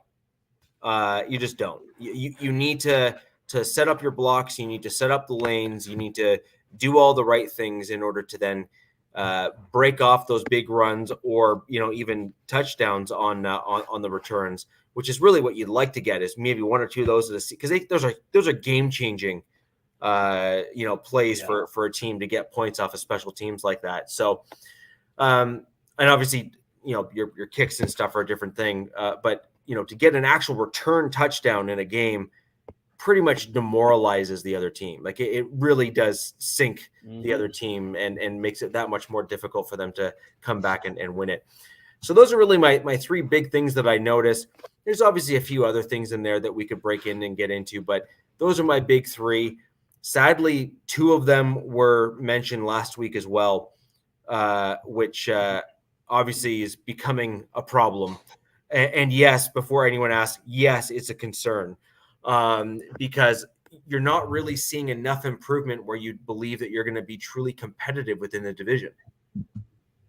You need to see more improvement. You need better and more improvement. And to make matters worse, Alex, about your rookie edge rusher there that isn't getting the pressure on the opposing quarterbacks and whatnot. The sad thing is most of those guys are our starters. Yeah, it's not a good sign. No, not at all. No. So those are three things I think the Broncos did not do well. And again, sadly, some of them are repeats from preseason game one. I do think there will be some things that will be maybe slightly improved during the season because you're going to start game planning for the other team. But unfortunately, I don't think you're going to be able to game plan that much. I don't think you're going to make that big of a difference to overcome, at the very least, some of the offensive line deficiencies we're seeing. And I also don't think you're going to be able to fix the injuries. And some of those injuries I'm genuinely concerned are lingering bad training techniques that have actually caused wear and tear to guys' bodies from the former regime within the strength and conditioning staff. And I'm wondering if you're at a point where some of the guys may need a full reset. And some of them may just not be able to stick with us as a result of the fact that their bodies have kind of been trained, dare I say, the wrong way, which have them got themselves in a position where their bodies are incapable of sustaining the NFL punishment that is inevitable at the level that they're all playing at. What do you guys think? Says to be determined, I guess you can say. I mean, I always, go back and forth with, the idea of injuries being solely on one particular entity. Some guys are just, their bodies just aren't built for the rigors of the NFL. Like it's no matter. You can have the best strength and conditioning coaches, you have the best nutrition, the best trainers, and your body just failed you. It's just whether or not you're dealing with that, or again, poor, internal medicine. From a organizational standpoint. So I guess you have to look at it from either side to say, hey, are we doing all we can do to help our players? And if we are, then they just get hurt and they're just injury prone. Just have to put a tag on them. But if you aren't doing everything and you get those ratings at the end of the year and say, yeah, the worst training facility in the league, then that's a whole other ballgame. So you have to look at it from that perspective too. So it's just a matter of what you're doing. If you're doing everything you possibly can do and you just have bad luck, then you just got to chalk it up. It happens. I mean, we saw the Ravens team a couple of years ago. They were a Super Bowl favorite, and they were like half the team was injured before the preseason was over. And it was all in practice. It was all in practice. They didn't get hurt in the game. They got hurt in practice. Not a game. Practice. We talk about multiple ACL tears and things of that nature. So you just get hit with the injury bug. The bad luck bug is what I call it. So they had 3 running backs go out that they had all were hurt. Robbins, the corners, the corners, the linebackers, the running backs, the wide receivers. Everybody was hurt. Everybody. Yeah. Lamar got hurt too. Yeah. So yeah, fair enough. And And Captain, what about you and the Raiders in terms of three things that you haven't gone yet, have you? Yeah, I think I did. I was like, Okay. think we need to just kind of see is that continued. I want to see continued growth. I want to see obviously no injuries. Hopefully, I want to see us continue this pattern through. Like I said, I don't care. The preseason is nice to show what the team can be, but the stats, just like somebody said, stats are for losers. I want to see I want to see this team continue in the ascension, and people already saying, well, what boy, that's going to be a whoop ass in Denver, dude. That's the Denver team can come out on that home opener and play a totally different game that they've shown in the preseason, and we can fall flat on our face. So the preseason is just an indicator of your present state. Right there, it shows who's going to make the team. It shows what can happen, but as far as like seeing, I want to put Garoppolo in bubble wrap until the first game. I don't want to even see him. I don't want to even see him by any sharp objects or near any stairs. If he has to go down the stairs, he can go down in one of those cardiac slide things that they have for people like me. The old people cars. No. There's carts for people that for like in my building in case you have like an event, have to get out of the building. It's like one of those things that you see the helicopters have for people that are like lifting. They put them in like one of those things and they go down the stairs like that. Obviously people helping them. I don't want to jinx it. And just like you were saying that there are people that just have a bad luck. I don't think Jimmy G is injury prone because of Jimmy G. It's just he has the Ravens bad luck, like Coach was alluding to. Okay, so again, if he has the year that he can have and he's healthy, and with the positivity that I've seen from this team, the Raiders are going to be looking at a possible playoff spot. Now, remember, we're in the best division in football, and that goes without saying. But that's why I was saying, the smugs up there is like, well, I want to go to, LA for that last game because that might have playoff implications. Yeah, maybe it's because one of you guys ain't going to make it, and we will.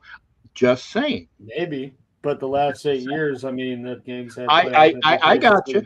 So. Yeah, and speaking of a recency, I wasn't being smug. Chiefs are still the best team in this division until somebody knocks them off the top of the mountain, and that's just facts. Yeah, and so on that note, Coach, throw over to you and start off on three things we need to do, or your team needs to do to improve, or that you would like to see improved. Or sorry, two things that you'd like to see improved for the last preseason game. I would like to see more consistency in the run game. That's one. Definitely that. And I guess you can say more consistency from the pass rush. From a reserve perspective, I think we got two solid reserves in Christian Rump and Thule. So I think showing them consistency, and I think that hopefully they'll get I'll give more of a showing come game 3. I think if they give them maybe a quarter and a half to 2 quarters of work this last game, I think we should get a good sample size of what they can do and what contributions they're going to make for the team in this upcoming season. So I think those are two biggest things for me, and some improvement in consistency in the run game and consistent pass rush. I think those are the two biggest things. Captain, no comments from you when I make this last statement here. For those who are Chargers fans joining the show, go ahead and leave your thoughts on the things you'd like to see your team improve on in the next game. And same thing for the rest of the fans that are joining us today. Like to see what 2 things or even one thing that you think your team needs to do to improve on. Leave your team that you are a fan of and the one thing you'd like to see improvements on, and we'll try to throw those up as the show comes to a close here. Welcome all Chargers. See what I did there? I said Chargers. Yeah. Welcome all Chargers fans. welcome all Broncos fans, and Big E Bronco having a very good portion of the show tonight. Thank you for you. And welcome to all the smugs of Chiefs Kingdom. Okay. He just pivoted. He pivoted the jab to me this time. Yeah, he did. I knew it was coming. It was coming somewhere. Somebody's going to catch it. You just close your eyes and see Somebody's going to get it. Somebody's going to get it. But honestly, you got to go with the biggest one. We welcome all of the folks that are here because, like I said, we hate each other's teams. That just goes without saying. But we enjoy the camaraderie that we have within this group. Okay, yeah. Like I said, I've met Richie. I've met his counterpart on the program. That I got a chance to see. Yeah. So and I'd love to see Alex, but he didn't want to see me the last time I was in Kansas City because apparently I just wasn't worthy to go over to see at the draft or anything. And Coach, if Coach comes out to Vegas, and again, if I'm at that, like I said, hey, we're not promised tomorrow, folks, and I say that with reality.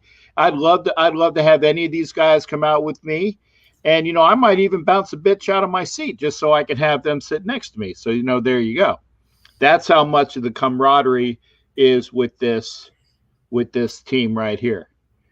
Now, Graham, she might be sitting on my lap, but, that's but at least you won't have to stand. That's what you're saying. Yeah, won't have to stand. We'll make room for Got it. There you go. So, Coach, over to you. Your run game. I just want to make sure I covered up run game, and what was the other one? Pass rush, consistent pass rush. Pass rush. Okay. Yep. So, Alex, your thoughts on the Chiefs? 2 things you guys need to do better for next game.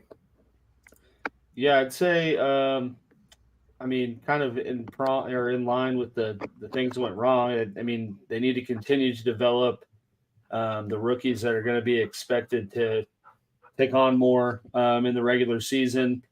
Felix is one in mind, as well as Tamari Connor, who I know Coach likes, but he's, certainly been getting thrusted into more action with the starting unit than I think they originally planned, and that's, I'd say, probably in part due to the L'Jarius Sneed knee injury that's been ever so pending.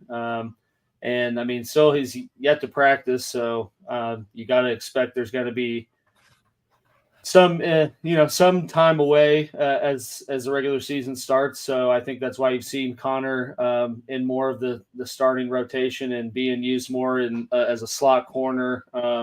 He's also been Spagnuolo's kind of chess piece to blitz whenever he feels necessary, which he's been one of the brighter stars in creating pressure. But I'd say, those 2 guys specifically, as well as another Kansas State, secondary player, Boyd Doe, who's been getting a lot of time in the secondary rotation when I think with Sneed being out. You're going to have to look at kind of a similar situation in terms of the secondary last year and having someone who you don't expect to step up, need to step up. So definitely continue to get those guys exposure and a lot of reps. And then number 2 is obviously to sign freaking Chris Jones. So, Yes. He recently, I don't know how up to date you guys are keeping up with that or I saw it. I got a question.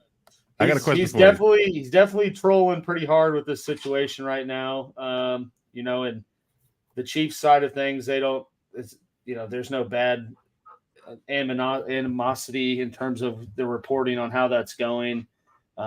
So, really, it's all up to speculation. But Chris Jones is certainly having fun trolling the Chiefs fan base with it, and most recently said he's prepared to sit out till week 8 and that he can afford the tab. So.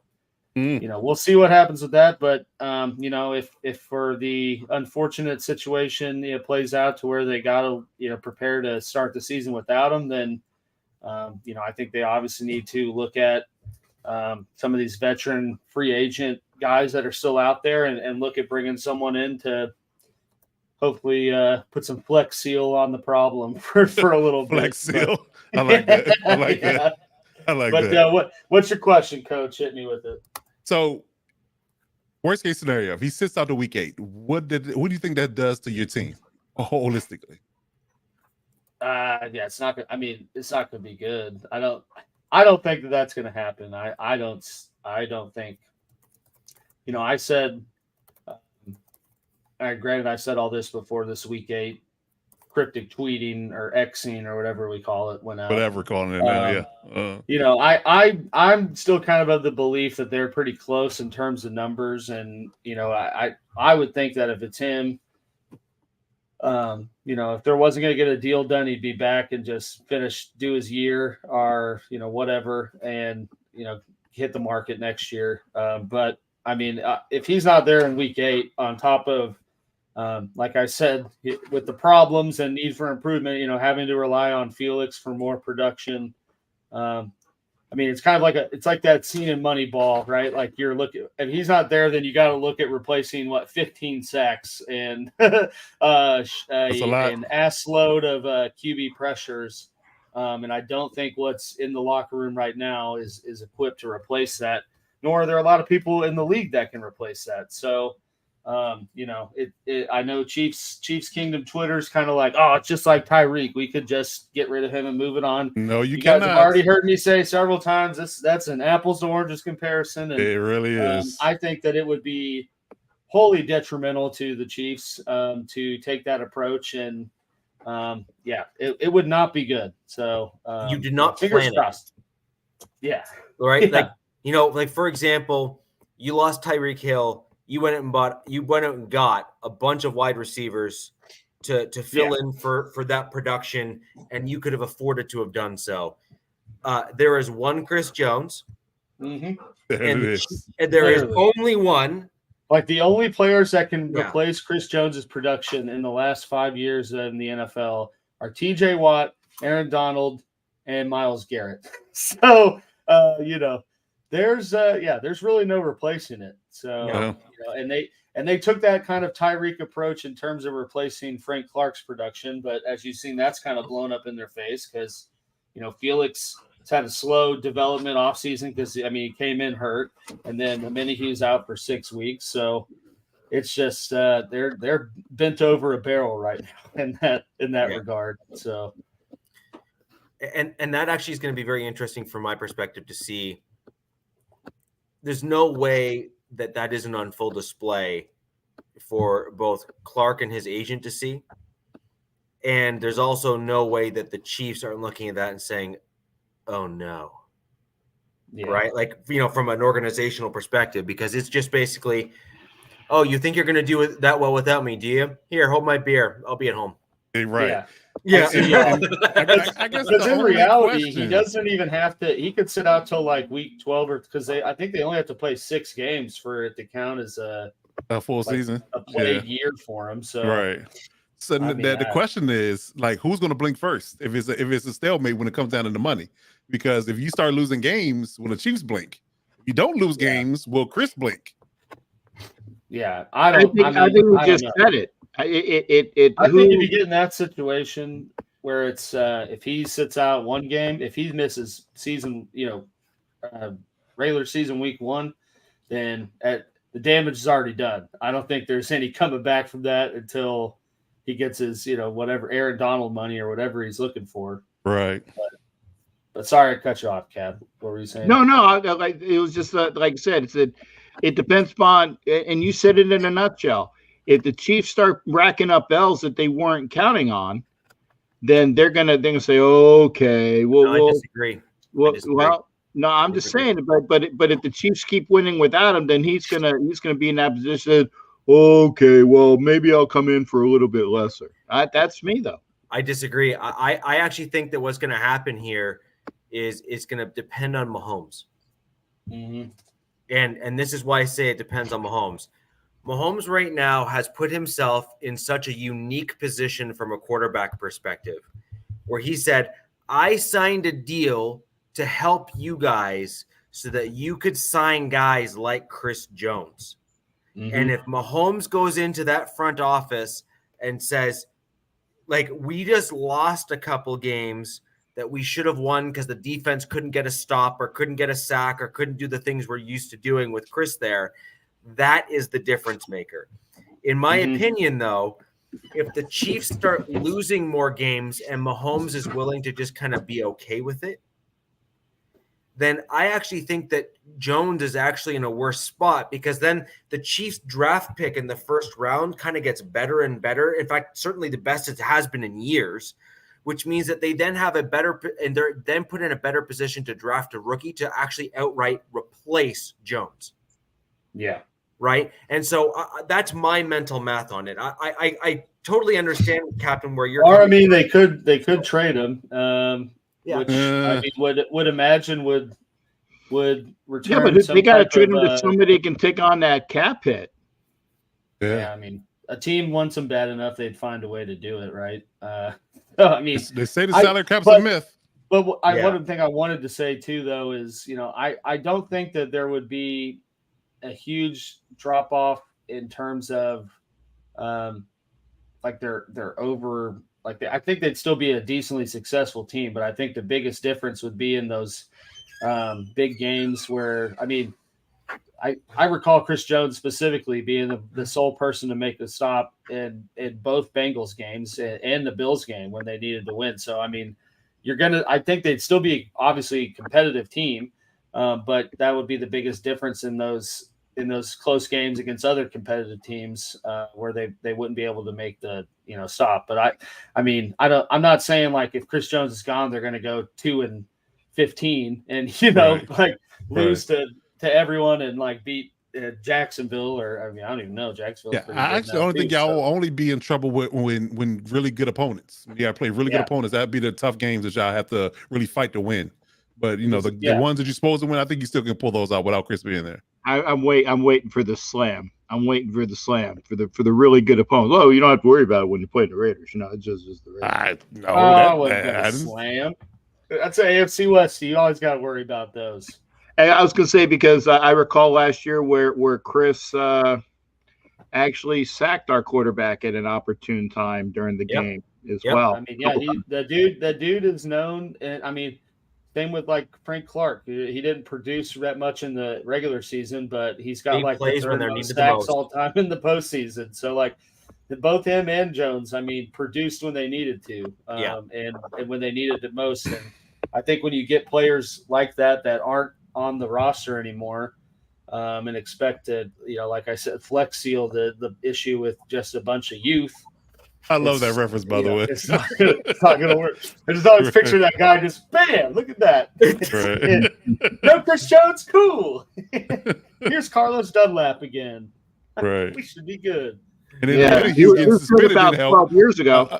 No, Minihue for 6 games hurts too. That's another thing. I know. Yeah. I mean, that's why I think that's why I was like, once that happened, I'm like, well, now they got to sign him. I mean, whatever he wants, just give it to him. Like, it's just get it done. The last 2 years of the contract might be bad. It might be a spoiled ending, but I mean, he's still very much in the prime of his athletic prowess right now. So I'd say he's earned the money he's gotten.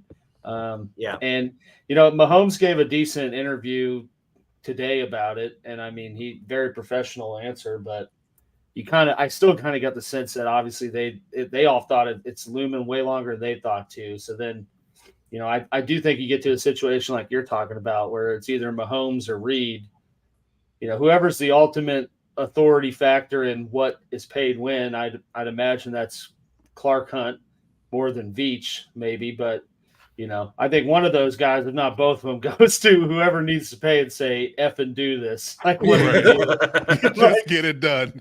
Just get it done, for God's sakes.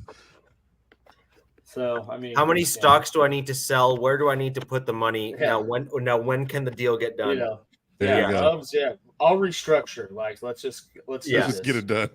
Yeah. So that's certainly something to watch, but definitely not something as a Chiefs fan that I like is continuing. So no, not at all. So I'm going to give a quick 2 things for the Broncos that we need to improve. Captain, you're going to find this first one interesting. Ben DiNucci, in my opinion, ought to be quarterback 2 for the Denver Broncos. And so my 2 improvements, first and foremost, is number 1, Stidham either needs to get better or get gone. And I have no other way of putting it. He has been one of the most disappointing signings in the offseason for me that we've had. I expected better. I expected more. I expected that he would be a little bit more polished than he has been. And frankly, Ben DiNucci, to me, he is not even close. He is the better quarterback between the two, and in my opinion, should be QB2 for the Denver Broncos. I would like to see that happen, and I hope Peyton agrees with me. Totally agree there. So that's just kind of my general opinion. And then number two is offensive line, and I'm going to make a specific call out at the end of this. Powers, Cushenberry, Miners, and whomever our right tackle is, although I give them a little bit of credit or leeway because they were kind of thrown into the starting mix late, so they didn't have all the time to gel. Either way, they all need to get better. And my specific call out that I promised at the onset of all of this is Garrett Bowles. He either needs to say, I'm hurt and I'm not playing well because of it, and at which point he needs to sit down and let someone else come in and play, or he needs to actually get better, improve, and earn the money that he's being paid at the left tackle position. And I'm going to be very, very specific in saying that pass protection, perhaps a little bit more so than run blocking, is the Denver Broncos offensive line's biggest Achilles heel, and just simply needs to get better. That just improve. Period. We're done. Those are full stop, like 100%. So that's where I'm at with the two things for improvement. There's obviously a few other things that I'd like to see as well. I'm going to add in kind of like a 2B, which is I want to see the back portion of our kind of 3s and 4s, the guys that you think should be like really clamoring and fighting to kind of make big plays to try to make the roster on the defensive side in particular. They're just messing up a lot, and I expect a lot more from them. Although we've got some really good depth on some of the cornerback spots, it's more the linebacking core that I'm referring to. I'm expecting a lot more from those guys, and we saw some decent play from the 3s and 4s on the D line. So it's primarily, my comments are generally around the linebacking core. When you're soft in that middle portion of the defense, it really does make the D line and the defensive backs position that much more difficult to kind of play solid, because you're having to ultimately compensate for the poor middle of the field, and you can kind of your basically your whole defense suffers as a result. So those are kind of my two things with an added bonus there for my Denver Broncos. We need to improve that offensive line, and I will say it until it happens, because man, that is just so bad, so bad. All starts and ends there. It does. It really does. So with that in mind, guys, if you are a Broncos fan, go ahead and throw what you'd like to see from an improvement side there in the chat, and pray with me. There it is. There it is. That's literally where we're at right now. It is looking that bad right now. Peace be with you. Yeah, it's that bad. It really is. Captain, over to you for the two things your Raiders need to do, and then we'll wrap up the show for. Like I said, continue with the flow. Don't stop now. Keep going on, and I said just show what you showed the last two games, and keep it going, and don't get hurt. That's a big one. That's a pretty big one right there. Yeah. Big one. Yeah. 100%. So, guys, with that in mind, we're going to go ahead and end the show for this Wednesday. We had a wonderful show, covered a fair amount of ground. Preseason games really are I love them. I think it gives you such a unique insight into your team, what you're going to do. Maybe some guys you didn't expect to play really well all of a sudden kind of wow you, and you get to see the movings up and down within kind of that back portion of the roster. And those are the guys that typically stick on the team for a long time, because they kind of started off with a reasonable contract, and they typically like to stay with the team that they're at because it's guaranteed money for them. And they also have a team, and they have a loyalty to that team for giving them the shot, which I love undrafted, kind of that kind of style of play. They always play with a bit of an extra bit to their game. But with that in mind, guys, we will see you next Wednesday where the West Side is the best side. And until then, peace. Yeah, look up Toto. You can still go, even when you feel slow, you can still go, even when there's no hope, you can still go. I never answer to no, man, I still go, go, go, go, go, go, go.